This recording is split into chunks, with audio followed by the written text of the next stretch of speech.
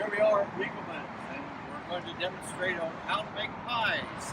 Peach pie today is a specialty, and I'm representing the Gresham Chamber of Commerce. We're going to show how to make a peach pie with a crust that will be flaky and easy to make, and will dispel any theory that people say, I can't make a crust, and they give up.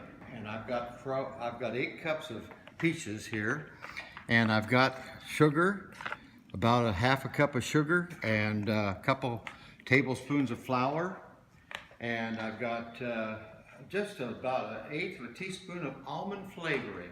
It just brings out the flavor real good, and just a very little bit of salt, and that's about it for peaches. Cinnamon, about a teaspoon of cinnamon per 4 cups of peaches.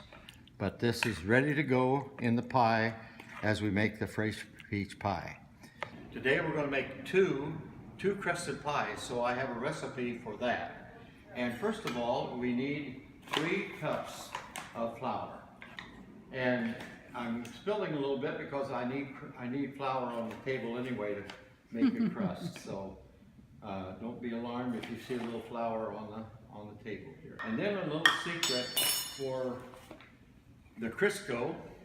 People used to use lard, but I use Crisco, and I've got some hot water here, and I'll tell you why the hot water is here.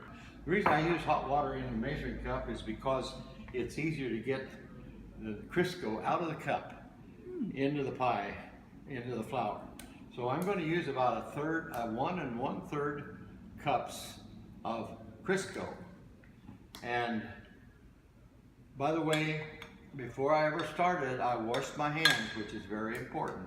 I just put it in here, and then I put that's a lot, that's what you use though for the crust. Okay, and then I have a pastry cutter here. This is called a pastry cutter. They have different varieties, but this is a real old one. And what I have to start doing now is just making this Crisco into little size pea size, so that you will have a base for the crust.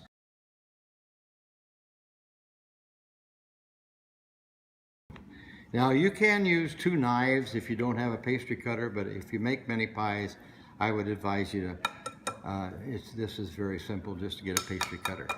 Now for the moisture, I already have the moisture here. I've got a teaspoon of salt in this and a tablespoon of vinegar. And also I'm going to put an egg within this moisture, and I will whip this up, and then after I get it whipped up, I need 5 tablespoons of cold water. See, I've got the water, the egg, the salt, and the vinegar in here, and I put this right in the middle of the flour mixture. And you can see how now then I just start mixing this all together. This is what the dough looks like now. It's all mixed together, and you can see how pliable it is. It's just moist, but not too moist. Now I'm going to cut this in about right down the middle, and then I'll divide it again so that we'll have equal amounts of crust for each part of the pie. Okay, and then on the pie tins themselves, I've got, depending on what size you use, you kind of take this crust and move it to the middle like this, and the idea is that you get your pie crust in the pie pan, and make sure your crust is up to the rim, because you're going to take the other crust, you're going to kind of fold it in behind the other crust.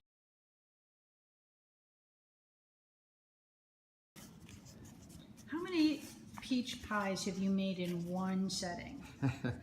Probably not more than 2.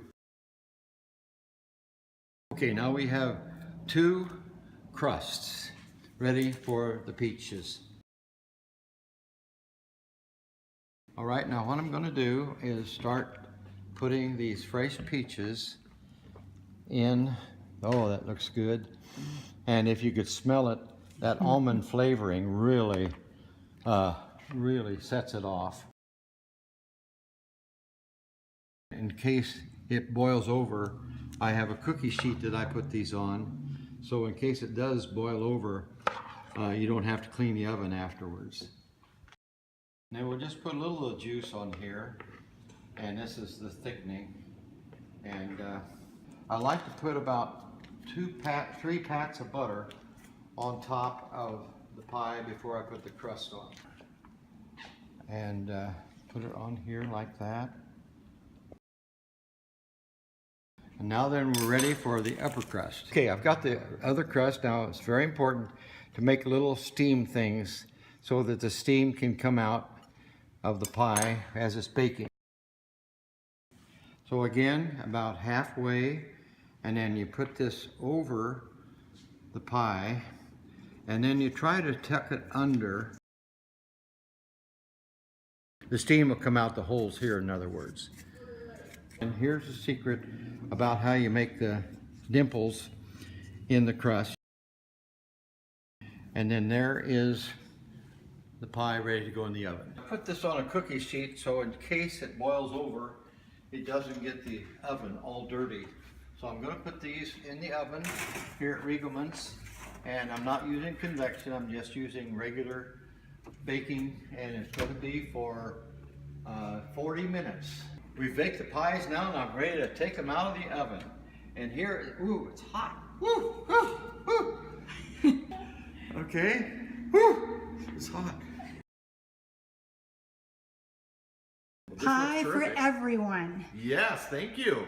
I'm going to serve all these guys. All right, it really does. I could smell this upstairs. Well, my favorite pie is Marionberry pie. Why it's is called that? preacher pie. Why? Because what does the preacher do? Marionberry. Marionberry. Marion Berry.